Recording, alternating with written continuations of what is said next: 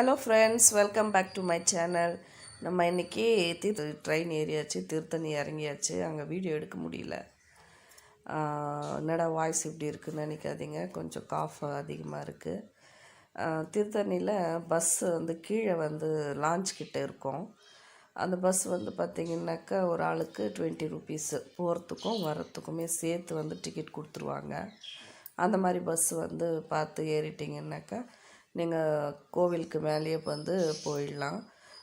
கீழே வந்து ஒரு இது இருக்குது, அங்கே வந்து பார்த்திங்கனாக்கா மொட்டை அடிக்கிறதுக்கான இடம் இருக்குது. அங்கேருந்து வந்து இப்போ இது கட்டிகிட்ருக்காங்க இந்த கோபுரம். இன்னும் வந்து பார்த்திங்கன்னா ஒரு பாதை ஸ்டாப் பண்ணியிருக்கு. அந்த கோபுரம் கட்டுறதுனால வேறு வழியாக நடந்து மேலுக்கு வந்துடுறாங்க. நம்ம என்ட்ரன்ஸ் வந்துட்டோம். என்ட்ரன்ஸ் வந்துட்டு ஸ்லிப்பர் வந்து இங்கே வைக்கிற இடம், அதுவும் ஃப்ரீ தான்.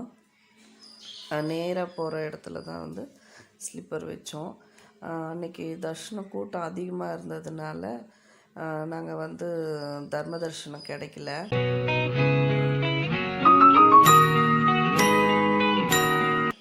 அப்புறமா வந்து 100 ருபீஸில் தர்ஷனத்துக்கு போயிட்டோம்.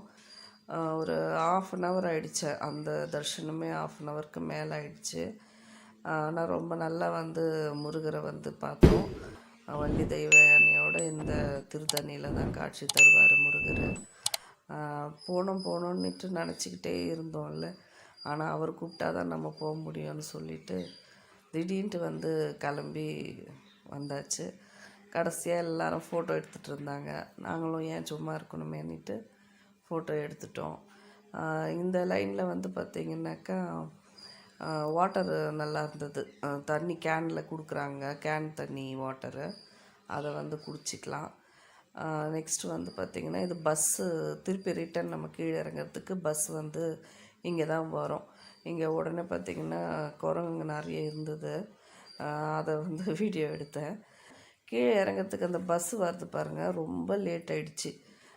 ஏன்னு கேட்டாக்கா கீழே அதுக்கு மேலே வந்து ஆளுங்க வந்து ஏறல போல், அதனால் பஸ்ஸு வரல.